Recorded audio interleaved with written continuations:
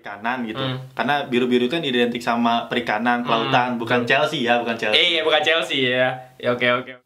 Assalamualaikum warahmatullahi wabarakatuh. Selamat pagi, siang, sore, dan malam untuk teman-teman semua pemirsa dari podcast Sendawa, Senda Gurau Pandawa. Nah, kali ini teman-teman kayaknya harus kenalan dulu kali ya sama gue siapa. Kenalin sebelumnya teman-teman, nama gue Alif Nuramanda. Dan kali ini gue nggak sendirian, gue bareng teman gue yang kayaknya lebih kece sih daripada gue. Langsung lihat aja kali ya. Oke, halo semua, kenalin nama gue Fadil Adam Hamsyana. Nah, tentunya kita berdua kali ini kayaknya nggak asik kalau nggak ngobrol-ngobrol. Nah, tapi kira-kira kita bakal ngobrol apa sih, Dli, hari ini, Dli? Oke, sebenarnya gue bakal nge-spill dulu sedikit tentang topik kita hari ini. Jadi topik kita hari ini akan membahas sebuah kata atau sebuah istilah yang mungkin sering didengar sama teman-teman semua atau sama para pendengar semua, tapi mungkin masih terasa asing gitu, pengertiannya apa sih, sebenarnya ini tuh apa sih. Dan kata-kata itu adalah blue economy atau ekonomi biru. Waduh, ekonomi biru atau blue economy. Jujur, gue pun ketika dengar kata ini kayaknya masih asing banget sih sebenarnya. Mungkin basisnya karena gue bukan yang biru-biru kali gitu ya. Tapi ketika gue mendengar biru tuh kayaknya basisnya perairan gak sih? Iya dong, karena ini tuh merupakan suatu topik yang cukup hangat diperbincangkan oleh anak-anak perikanan gitu. Karena biru-biru itu kan identik sama perikanan, kelautan, bukan Chelsea ya, bukan Chelsea. Iya, bukan Chelsea ya. Ya, oke. Nah, emang gue nggak salah sih kayaknya ngundang teman gue hari ini, karena teman gue ini terkenal si paling perikanan, teman-teman. Iya, dia kayaknya cocok sih kita buat ngebicarain si ekonomi biru tadi gitu. Nah, sebenarnya kalau kita bicara ekonomi biru, kira-kira nih ekonomi biru itu sebenarnya apa sih yang dimaksud dengan ekonomi biru nih, biar orang-orang pun tahu gitu terkait ekonomi biru.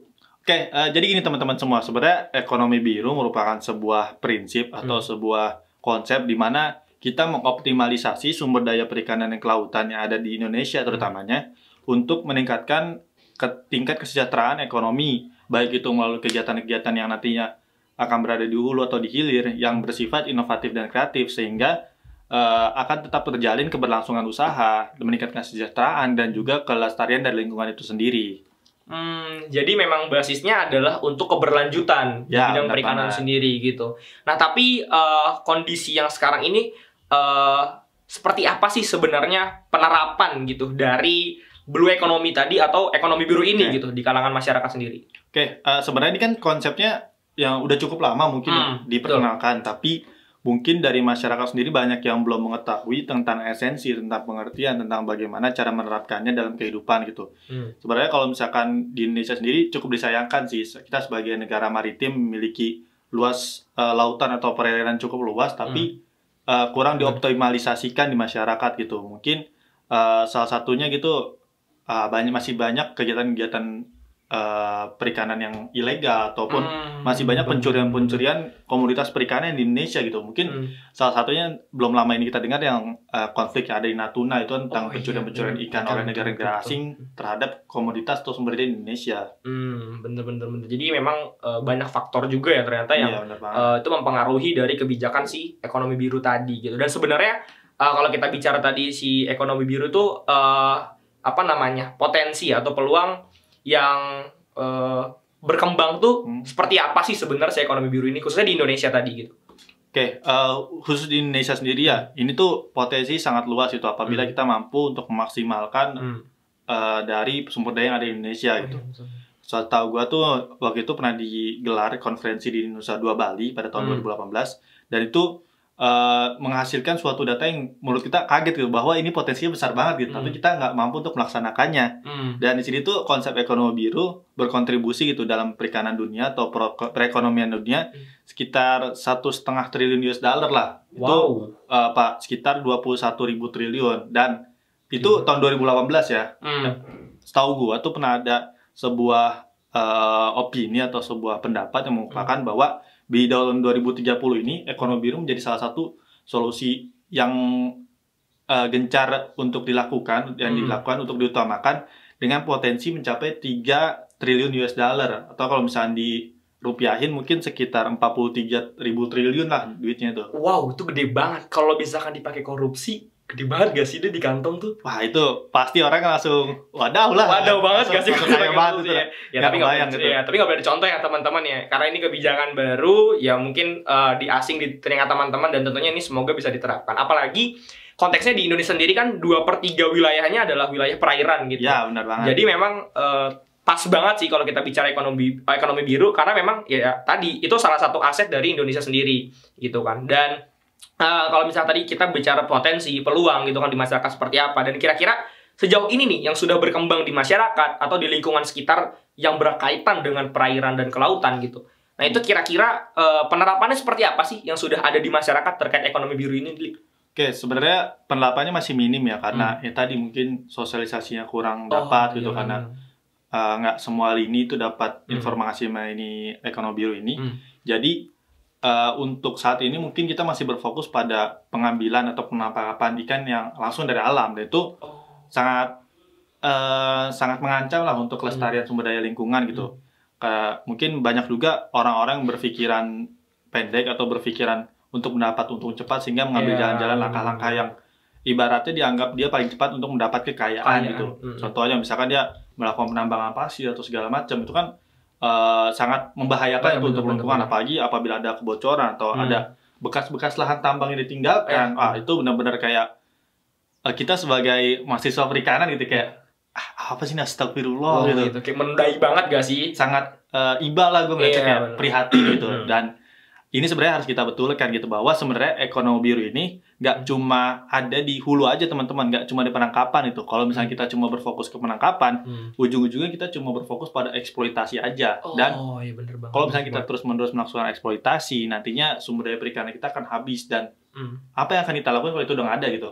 Iya, jadi kosong aja gitu. Kosong aja udah. Kayak ibarat lu nyam ke lautan ya cuma air doang, lu nggak nemu namanya bintang laut, nggak nemu namanya ikan badut, nggak nemu namanya hiu, tuh nggak nemu namanya rumput laut, segala macam juga ada, udah kosong pokoknya lah. Bener. Iya, jadi memang basisnya itu adalah terkait pembudayaan, seperti itu kan. Nah, kira-kira kalau misalkan kita bicara budidaya tadi ya, sebenarnya budidaya apa sih yang mungkin paling ideal ataupun setidaknya itu cocok dilakukan dengan masyarakat Indonesia sebenarnya? Sebenarnya dengan potensi Indonesia yang cukup luas ya, kita itu bisa melakukan segala hal gitu. Dari komoditas perikanan konsumsi, komoditas ikan hias, bahkan kita bisa melakukan budidaya terumbu karang sekalipun nggak masalah gitu. Karena terumbu karang juga kan merupakan salah satu potensi wisata juga, nantinya akan meningkatkan perekonomian Indonesia gitu. Kalau misalnya kita lihat dari sekarang, banyak dari pantai-pantai kita udah hancur. Banyak terumbu karang kita udah hancur, padahal yang kita tahu bahwa terumbu karang itu tumbuhnya itu nggak cuma 1-2 hari langsung bagus gitu. Itu butuh waktu yang panjang lah pokoknya untuk mencapai sebuah keindahan yang nanti akan dapat kita nikmati bersama gitu. Bener. Jadi memang bicara soal budidaya ini sebenarnya Indonesia tuh udah kaya banget dengan konsep tadi gitu kan. Bener banget. Cuman tinggal gimana caranya aja kita buat coba merealisasikan tadi kayak gitu kan.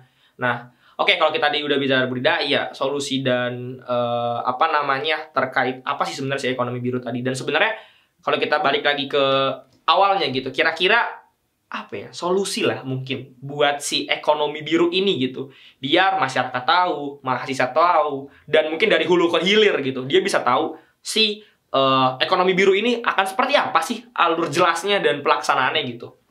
Oke, sebenarnya solusinya itu gue sih kepikiran sampai sekarang itu ada 2 solusi. Yang pertama itu melakukan pencerdasan baik kepada pelaku usaha ataupun pada masyarakat umum gitu, karena untuk mewujudkan konsep ini itu perlu kerjasama gitu dari para pelaku usaha mungkin, ataupun dari lu sendiri Lip, sebagai seorang pembelajar, sebagai anak muda gitu, harusnya mampu untuk mencerdaskan masyarakat umum tentang konsep ini gitu.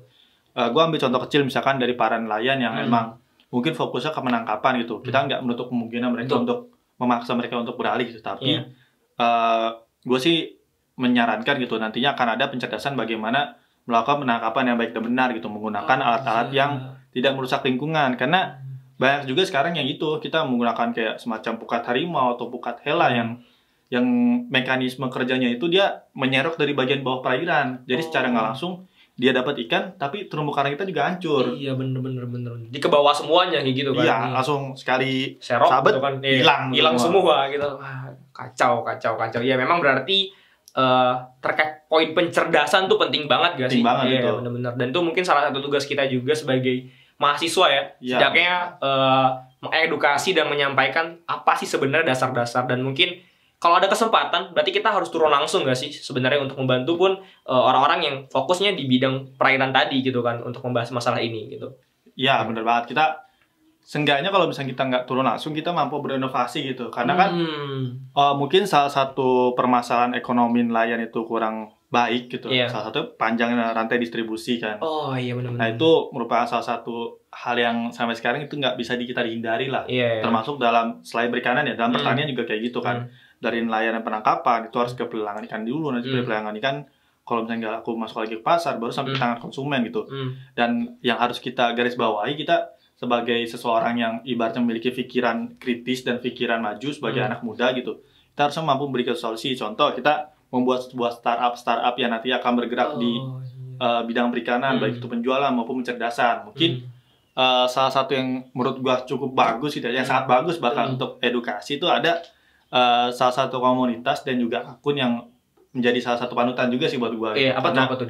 Itu sangat mengedukasi gitu, baik dari pencerdasan ekonominya maupun dari informasi-informasi lainnya gitu. Apa tuh? Biar pemirsa nih tahu nih kayak, wah ini referensi gua nih buat belajar perikanan gitu. Oke, sebenarnya itu nama komunitas itu adalah Maritim Muda. Mungkin teman-teman semua bisa ngecek, itu ada di Instagramnya maritimmuda.id. Nah itu menurut gua salah satu langkah yang baik lah untuk melakukan pencerdasan masyarakat. Dan dengan adanya akun ini juga itu membantu kita untuk lebih up to date gitu. Apalagi anak muda sekarang kan sering banget namanya nge-scroll Instagram ataupun ikut kegiatan-kegiatan seminar gitu. Itu salah satu langkah pendekatan yang cukup baik untuk mendekati masyarakat gitu, terutama anak muda nanti akan melanjutkan usaha perikanan ini. Bener. Berarti memang ranahnya pun masuk ke digital udah masuk banget berarti. Wah, masuk banget, itu perlu banget. Betul, berarti yang orang bilang kayak perikanan kuno, pertanian kuno kayaknya udah nggak banget gak sih dengan masuknya digitalisasi kayak tadi gitu kan? Nah iya, sebenarnya itu udah harusnya udah kita hilangkan ya, tapi sampai sekarang juga masih banyak orang-orang yang mungkin masih belum mampu untuk mengakses ke ranah digital tersebut tuh. Nah itu benar-benar harus kita benahi gitu.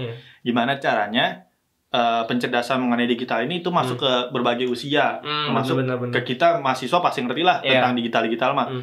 Tapi untuk orang-orang yang mungkin sudah lebih dewasa dari kita belum tentu mengerti, apalagi untuk orang-orang yang berada di daerah. Itu benar-benar sebuah PR di mana kalau misalnya kita harus mewujudkan ekonomi biru ini, kita harus membantu mereka, mensosialisasikan kepada mereka tentang bagaimana sih kondisi perikanan sekarang, bagaimana kondisi maritim sekarang. Itu yang benar-benar harus kita gencarkan dari sekarang gitu. Oke, bener banget sih. Jadi memang itu PR ya dari kita yang sudah tahu nih, lebih aware duluan, kita harus menyampaikan. Dan mungkin teman-teman bisa garis bawahi soal akun Instagram tadi ya, maritimmuda.id, dan teman-teman harus menggali informasi dari sana. Dan mungkin kalau teman-teman punya referensi lain, boleh nggak sih komen di kolom komentar? Wah, boleh banget dong. Iya, jadi orang-orang lain pun bisa lebih tahu dong informasi terkait perikanan kayak gitu. Ih, keren banget. Dan mungkin tadi kita udah bahas soal pengertian, solusi, penerapan, peluang, dan bahkan tadi penyedia jasa gitu kan secara nggak langsung terkait masalah perikanan ini. Dan kira-kira mungkin boleh nih dari lu sebagai si ahli perikanan ya, gue bilang kayak gitu lah ya.